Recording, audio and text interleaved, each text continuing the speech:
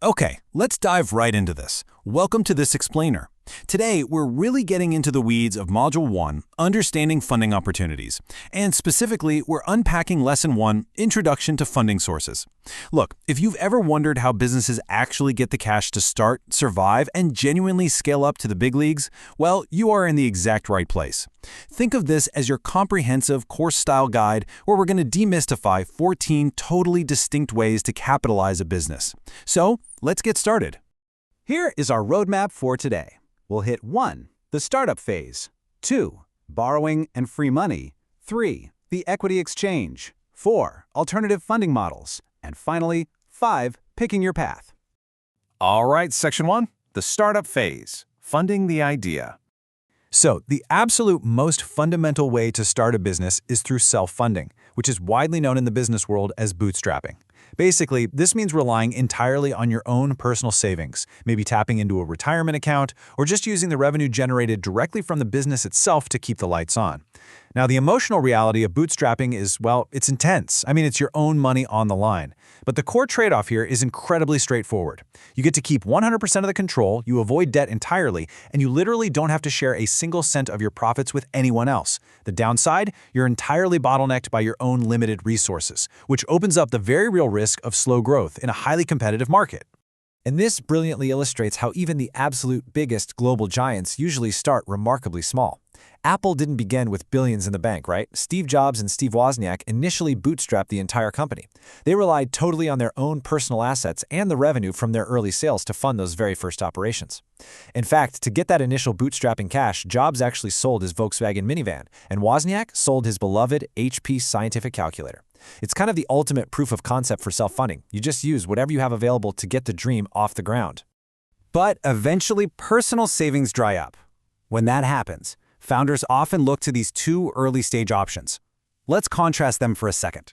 On one hand, raising capital from friends and family offers highly flexible terms and usually comes with much lower expectations for massive financial returns.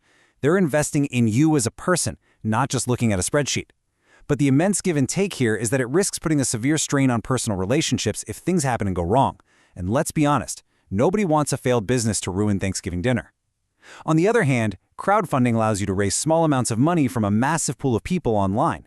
It's a fantastic way to validate your business idea while doubling as a public marketing campaign. But it's incredibly time-consuming, and it requires you to publicly disclose your intellectual property before you've even fully built the product.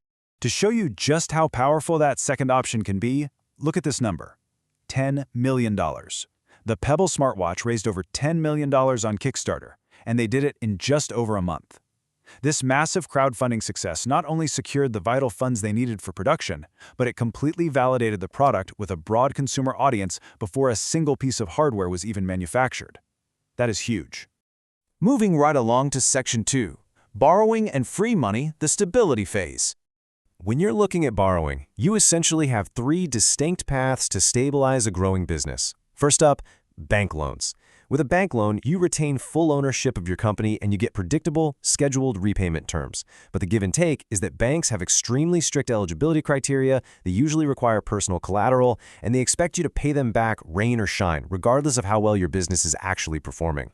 Second, grants and competitions. Honestly, this is the holy grail. It is essentially free money. There is absolutely no equity dilution and no repayment required. The catch? It is fiercely competitive to win and often comes with very strict restrictions and reporting requirements on exactly how you can use those funds. Finally, we have peer-to-peer or P2P lending. This bypasses traditional, rigid banks entirely by letting you borrow directly from individuals online. It's a lot easier to access without needing heavy collateral, but in exchange, you're generally going to face higher interest rates and a lot less regulatory oversight. All right, Section 3, the equity exchange, the hypergrowth phase. Let's move to and see how this builds as we enter the really high-stakes world where ownership is traded for massive capital. The undisputed heavyweight in this arena is venture capital, or VC. These are pooled investment funds specifically targeting startups with incredibly high growth potential. Now, I want to clearly emphasize the central trade-off here. VCs can provide enormous, literally life-changing amounts of capital, deep strategic support, and instant credibility in the market. But in exchange, you suffer significant equity dilution. You are giving up a huge piece of the steering wheel to people who are not the founders. And once that VC money enters the bank account, a ticking clock begins. These investors will demand quick, massive returns and explosive growth to satisfy their own fund requirements. To really anchor this concept, just think about Facebook. They received significant VC investments very early on from major firms like Excel Partners. Giving up that massive equity was a heavily calculated risk, but it was the absolutely necessary fuel that allowed them to achieve their unprecedented, rapid global expansion. Without that institutional capital, that level of scale simply wouldn't have been possible. Essentially, they traded a larger slice of a small pie so that their remaining slice would be part of a pie worth billions. Let's compare two other heavy hitters here: private equity and corporate venture capital. Private equity involves vast investment funds that actually step in to buy and actively restructure private companies. They bring massive capital and elite business transformation expertise to the table, but usually at the cost of the founder losing control entirely. Corporate venture capital, or CVC, is entirely different. These are dedicated funds established by large existing corporations to invest in up-and-coming startups. The benefit here is you get unparalleled access to deep corporate resources, distribution channels, and massive networks. However, your startup must strictly align with their overarching corporate strategy, which, to be honest, can seriously limit your own flexibility or your future exit options down the road. Now, sitting uniquely in this equity space are angel investors. These are wealthy individuals investing their own personal money, not a fund's money. Like VCs, they will take equity or convertible debt, meaning you still dilute your ownership. But unlike massive, aggressive corporate funds, angels often bring deeply personal mentorship, hands-on guidance, and direct access to their personal Rolodex. They're genuinely there to support the founder's journey, often because they are someone who has been in your exact shoes before. On to Section 4, Alternative Funding Models, the New Frontier. Now, what's really interesting about this slide is how these alternative models completely bypass traditional equity dilution. Initial coin offerings, or ICOs, use cryptocurrency to issue digital tokens rather than stock. You get immediate, frictionless access to a global pool of investors without giving up a single share of equity. But it carries immense regulatory uncertainty and extremely high market volatility.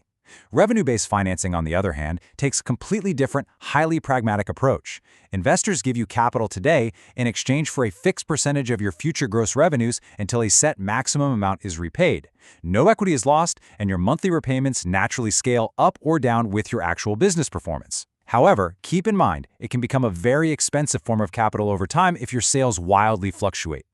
Here are two more highly strategic alternatives. Convertible notes are essentially short-term debt that brilliantly delays the actual valuation of your company until a later, larger funding round, at which point the debt converts into equity. It's much faster and simpler to negotiate early on when your company's worth is hard to guess, though you must remember that interest does accumulate during that waiting period. On the flip side, strategic partnerships aren't just about cash injections. This is collaborating with other established businesses to access new markets, supply chains, or resources. You smartly trade access and capabilities instead of your precious equity, but you do run the real risk of dependency and having to share operational control with your new partner. And finally, Section 5, Picking Your Path, Practical Application. So, we've covered the entire spectrum of funding sources. Now it's time to bring this explainer out of theory and into the real world. So the crucial point is translating this knowledge into concrete action. If you are developing a pitch right now for your own business, here is the exact step-by-step framework you would use. Step 1, deliberately choose your funding source. Your approach is going to be entirely different if you're pitching an angel versus a bank. Step 2, draft a highly tailored outline, heavily emphasizing your unique value proposition, the total addressable market potential, and ironclad financials. Step 3, actively seek out critical feedback from peers. And Step 4, refine and actually present it. Truly understanding the investor's specific motivations and their risk profile based on their funding type, that is the secret sauce that makes a pitch successful. I want to leave you with this final provocative thought to deeply ponder as we wrap up this lesson. How can the choice of funding source impact the long-term success and control of a business? Think about it. Every single dollar you bring in comes with a trade-off.